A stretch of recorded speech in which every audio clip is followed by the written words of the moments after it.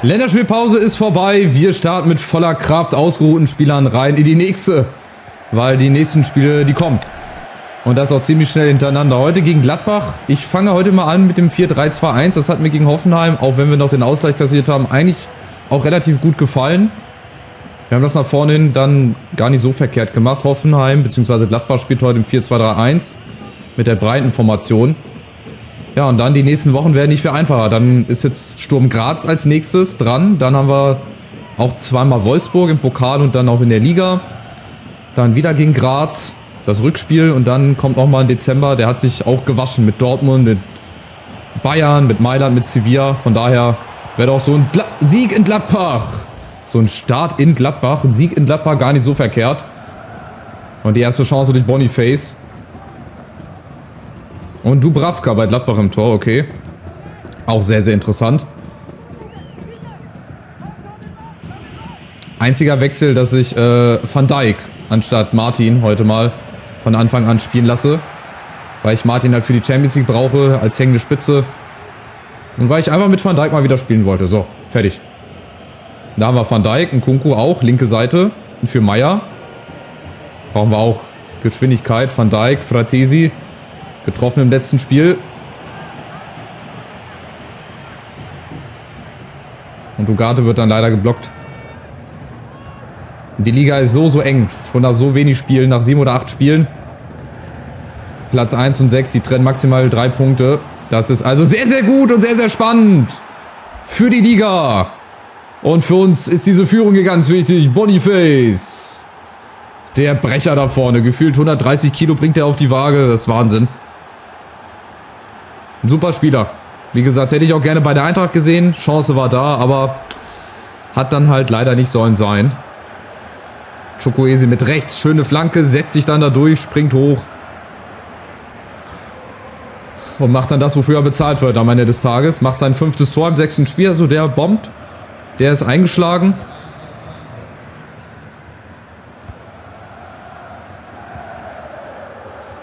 Und jetzt weiter in dem Rhythmus hier. Gleich sofort auf ein zweites Ding gehen. Das hat uns halt in Hoffenheim oder gegen Hoffenheim dann halt auch gefehlt.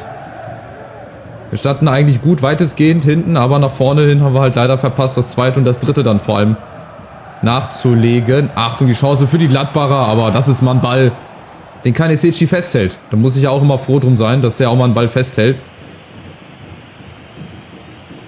So, Mamusch Nkunku, oben wer? Kadiolu, ja, habe ich zu spät gesehen, aber der Laufweg war richtig.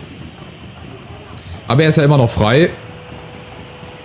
Könnte klappen, genau. Oh, Chukwueze, gut gemacht. Und Boniface kommt heran. Boniface! Oh, aber abseits. Schade, war eigentlich gut gespielt. Ja, Kadiolu und dann die Kopfballverlängerung, aber der italienische Mafia-Boss hat dann doch die Fahne gehoben. Ja, war knapp abseits, ja. Aber das ist halt bei diesem 4-3-2-1 das Gute, dass du quasi in der Mitte zu viele Leute hast. Also musst du es nach außen verlagern. Und wenn dann halt die Außenverteidiger mit nach vorne kommen, dann hast du Platz. Aber natürlich bist du auch hinten anfällig, wenn du so spielst, wie wir hier spielen. So, Kanisechi muss schnell nach vorne gehen. Egal wie. Boniface gegen Friedrich. Oh, da bleibt er natürlich an Friedrich kleben. Kann auch nicht mal um ihn herum gehen. Also das funktioniert nie. Selten. So, Ugarte jetzt auf Chukwueze im richtigen Moment. Boniface in der Mitte. Da ist er. Boniface mit dem Außenriss. Ja, Chancen sind da. Den müssen wir immer wieder suchen. Auch jetzt hier nach Eckbällen. Das hat gegen Hoffenheim auch einmal geklappt. Ich hoffe, es klappt jetzt wieder. Fratesi. Hey, die war nicht so gut, die Ecke. Aber Chukwueze kommt nochmal ran. Tuta. Und Kadiolu, der hinterläuft, der macht's alleine. Oder wäre der Querpass auf Boniface der richtige gewesen. Schade. Nächster Eckball. Diesmal von der anderen Seite. Oh, der kommt auch wieder gut. Die Gladbacher klären erstmal, aber der Ball kommt wieder zurück. Ugarte. Altbekannter Laufweg.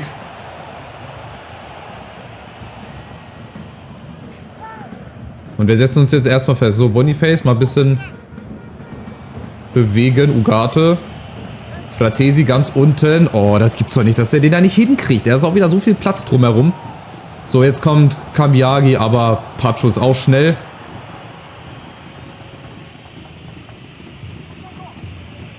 Läuft den ab und ihr seht, wir sind auch hier wieder dominant. Was fehlt aber wieder? Das zweite Tor. Oh, Guardiola, was war das denn? Es fehlt wie immer das zweite Tor und dann kriegen wir das wahrscheinlich durch irgendeinen blöden Abwehrfehler.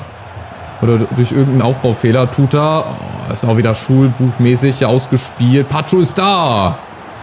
Wichtig. Der Move war nochmal wichtig. Nach innen, weil ich weiß nicht, ja, ich weiß nicht, wo der gelandet wäre. Hoffentlich nicht im Tor. Fratesi ist da. Ball geklärt und jetzt die Chance, um umzuschalten, aber nicht so. Ne, Chukwueze.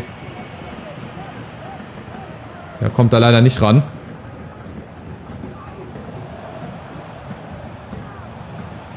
Guardiola auch wieder zu leicht. So wieder 50-50 Entscheidung. Ne. Lasse ich mich gar nicht drauf ein. Irgendeiner muss dazwischen sein. Oh, das könnte... Nein, könnte nicht Elfmeter geben, weil ich habe wieder diesen Ausfallschritt gemacht. Weil Berger geschossen hat, glaube ich. Und dann habe ich gedacht, oh, jetzt ist es wieder Zeit für einen Elfmeter. Aber Gott sei Dank nicht. Aber Achtung, die Gladbacher kommen. Achtung hier, keine großartigen Lücken reißen lassen. Genau. Pacho dazwischen. Oh, Elfmeter, hey! Foul im Strafraum, gelbe Karte. Das müsste es auch mal geben, wenn es einen Foul gibt, egal in welchem Strafraum, gibt es dann immer Elfmeter. Auf der anderen Seite. Aber das war mal eine astreine... Boah, Frustgrätsche. Beiden Beinen voraus, da ist er mit Gelb noch ganz gut bedient, ehrlich gesagt. Lacava heißt er. Aber die Gladbacher, die sind jetzt ein bisschen oben auf. So kurz vor der Halbzeit. Aber noch steht die 0 hinten, Gott sei Dank. Mamouche und Boniface. Und ein Nkunku läuft unten mit. Genau, mal ein bisschen Speed hier. Chukwueze winkt hinten, der will den Ball haben. Oh, warum geht er nicht hoch? Wäre doch seine Position gewesen, egal. 1:0 zur Pause, ist dasselbe wie gegen Hoffenheim. Wir sind dominant, wir sind besser. Wir stehen hinten ein bisschen sicherer, sonst würde ja die 0 nicht stehen. Aber nach vorne hin fehlt halt auch wieder das zweite Tor. Ja, das ist schon okay. Wir haben mehr Ballbesitz, aber Schüsse ausgeglichen. Wir brauchen ein zweites Tor. Egal wann, egal wie. Ich rechne immer damit, dass wir ein Gegentor bekommen. Wie gesagt, so viel Spektakel. Oh, das ist auch wieder zu leicht, ey. Wahnsinn. Und jetzt wird es gleich wieder hinten krachen im Tor wahrscheinlich. Pacho Nkunku. Ja, Schusswege waren eigentlich zugestellt, aber durch irgendeinen kurzen Wackler oder durch irgendeine schnelle Bewegung finden sie dann doch immer wieder die Lücke. Und die Ecke kommt. Oh, Pacho muss raus, jawohl, und leitet. Ja, über Fratesi. Oh, den kriegt er nicht, oder? Hätte er fast gekriegt, den nächsten Angriff mit ein. Van Dijk ist dazwischen, super. So immer noch die Chance umzuschalten. Boniface, Chukwueze. Oben Nkunku. Und jetzt muss Boniface eigentlich schon unten in den Strafraum laufen. Guck mal, er trabt. Was macht er denn? Jetzt winkt er. Okay, jetzt ist aber zu spät. Der hätte ja schon vorher reinlaufen müssen. So, jetzt das Ding. Honorar gegen Nkunku. Da muss Nkunku hinterherkommen. Ja, und auch da wieder. Also das haben wir in den letzten Spielen gut im Griff. Wenn die Gegner versuchen wollen, den Ball außen vorbeizulegen, dann finden wir eigentlich immer eine ganz gute Lücke. Oh, und dann ein ganz gutes Rezept, das zu verteidigen. So, nächster Wechsel. Itakura kommt rein bei Gladbach. Und Van Dijk, ja, Fehler. Technischer Fehler. Und jetzt die Chance umzuschalten. Mamouche gegen Leiner. Oh, komm, Mamouche. Der ist eigentlich auch viel schneller. Da hat er aber leider den ersten Kontakt nicht gut bekommen. Fratesi, Guardiola, Boniface winkt. Und natürlich landet die Flanke wieder in einem Gegenspieler, was auch sonst überrascht mich wenig, dass die Flanke nicht ankommt. So, Ugarte, Fratesi. Vielleicht auch mal ein Schuss von Weiten, Fratesi, abgeblockt natürlich. Aufgepasst, Gladbach kommt, Unahi, haben jetzt ein bisschen Platz im Mittelfeld.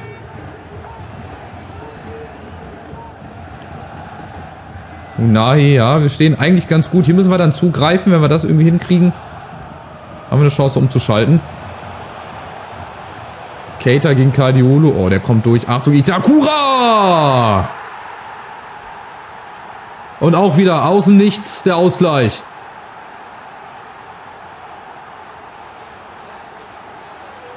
Und man guckt sich wieder fragend an. Und weiß dann wieder hinterher, wie man es besser verteidigt bekommen hätte. Aber das darf auch nie sein. Hier außen Kadiolu, das muss er gewinnen. Und dann vor allem Itakura, weißt du, mit rechts. Und da nehme ich aber diesmal Kanisici nicht raus. Der ist haltbar. Das ist für mich ein Fehler. Guck mal, da ist eigentlich gar keine Lücke, da ist gar kein Platz. Der muss sich einfach nur mit seinem Körper da ins kurze Eck stellen, dann hat er ihn. Ja, und am Ende spielt Scooter für Gladbach. Und Itakura trifft. So, vielleicht doch mal umstellen. 4-2-3-1 war ja, glaube ich, das 4-4-2, ne? Beziehungsweise das Offensive war die 4-4-2-Variante. So. 2 Stürmer vorne.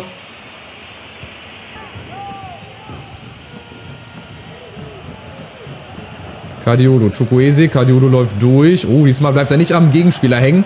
Und jetzt der Ball zurück. Da ist... Oh, Boniface. Wo geht der denn hin? Also unfassbar. Wie leichtfertig wir hier unsere Angriffe verspielen. Oh, und jetzt kommt Gladbach wieder Rückenwind wahrscheinlich. Honorar, aber nee. Nkunku, da musst du schon früher aufstehen.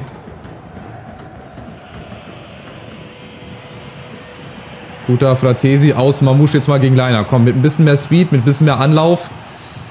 Kommt er aber nicht so ganz vorbei. Aber Boniface hinten Chukwueze. Nein.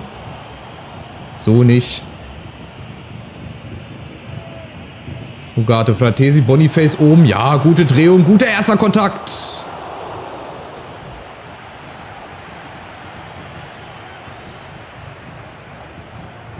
Aber Dubravka, leider hat er noch zu wenig zu tun bekommen in Halbzeit 2. Vielleicht wird sich das jetzt in den letzten 15 Minuten mal ein bisschen ändern. Mamouche wieder gegen Leiner. Aber du kannst nichts machen, die KI weiß immer, was du machst. Ugarte, Boniface, das müssen wir machen. Chukwueze, schneller nach unten. Boniface in der Mitte oder Van Dijk. Da ist Van Dijk. Auch er mit dem Außenriss. Schade, schade, schade. Und dann bringen wir jetzt Larsen rein. Nochmal einen Kopfballstarken. Aber Van Dijk hat das gut gemacht. Also so halbwegs.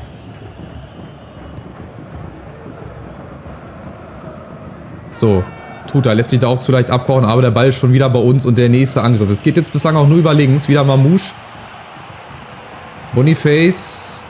Ja, und da ist immer die Lücke zu. Ich brauchte auch gar nicht durchspielen. Okay, der Ball sollte eigentlich nach hinten. Ich brauchte auch gar nicht durchspielen, weil der Ball landet entweder am Hacken des Gegners oder der Gegner nimmt den irgendwie super mit.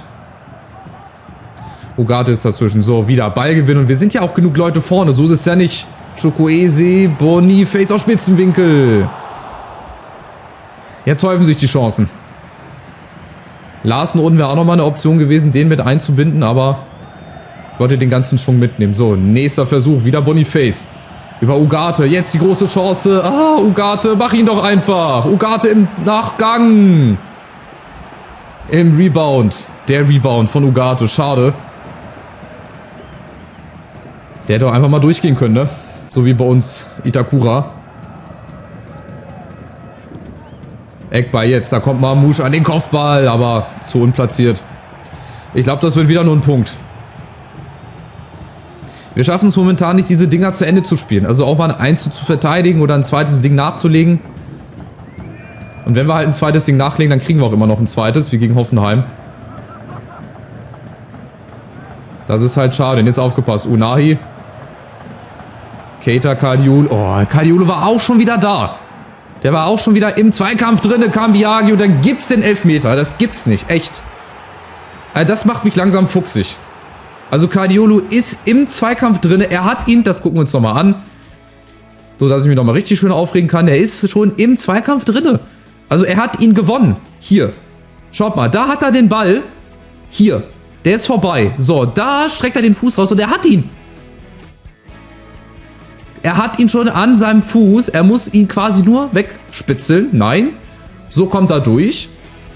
Und dann passiert das ist auch vorher simuliert, dass Pacho auch hier eigentlich im Weg... Ich weiß gar nicht, warum der weiterläuft. Und der da drüben, gut, der braucht ein neues Kniegelenk da. Ihr seht das, der Fuß, der verdreht sich einfach völlig. Und dadurch gibt es den Elfmeter. Und das nervt einfach, wirklich. Also wir hätten eigentlich den Ball gehabt. Und so wird jetzt wahrscheinlich Honorar Gladbach zum Sieg schießen. So ist es. Das ist bitter. Also das ist bitter, das ist ein Witz. Das ist wirklich absolut lächerlich, was hier passiert teilweise.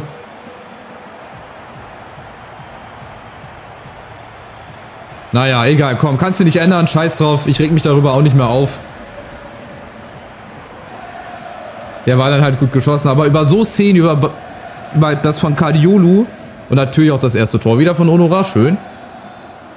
Dass er mir gleich nochmal einen reindrückt. Ah, das geht nicht, ey, tut mir leid. Vielleicht jetzt nochmal irgendwie die Chance zum Ausgleich über Mamouche. Allein gegen alle Mamouche. Boniface zum ersten, zum zweiten. Und Fratesi! Völlig verrückt. Ach komm, hör auf, ey. Echt. Das kannst du auch nicht immer machen. Fratesi mit dem Last-Second-Ausgleich. Aber auch wie der wieder zustande kommt, das ist auch wieder ganz typisch. Weißt du, außen kommen wir jetzt auf einmal locker flockig vorbei. Dann wird Boniface zweimal geblockt. Und dann Fratesi mit der Direktabnahme. Und dann steht es halt 2-2, genau wie gegen Hoffenheim. Nehmen wir auch nur einen Punkt mit. Also das ist wirklich wieder ein verrücktes Spiel. Ein Spiel für die Geschichtsbücher. Alleine die Szene mit Kaldiolu. Dass er den Ball einfach nicht wegspitzelt. Naja, egal. Im Endeffekt hilft das nichts. Es bleibt weiter entspannt. Wir bleiben oben mit dabei. Wie gesagt, wir sind ja nicht so weit weg von der Spitze. Und jetzt gilt es halt, irgendwie in der Champions League mal Fuß zu fassen. Und das ist halt auch wieder so bitter. Wir könnten schon längst irgendwo in der Bundesliga oben stehen mit ein paar Punkten Vorsprung, wenn wir einfach 4 Punkte mehr hätten. Dann wären wir mit 19 Punkten wären wir locker Tabellenführer. Aber so sind wir ja auch mittendrin. Wir haben zwar ein kurioses Torverhältnis, 20 Tore geschossen. Aber auch 10 Gegentore halt schon bekommen. Von daher ist die Tordifferenz auch okay. Und das ist ja, wie gesagt, wahnsinnig spannend noch. Platz 7, Platz 8 kannst du da auch noch mit reinrechnen. 5 Punkte. Und die Bayern gewinnen halt auch nicht jedes Spiel, ne? Dortmund und so weiter. Also es gibt sehr, sehr viele Abwechslungen hier. Auch unten der Abstiegskampf.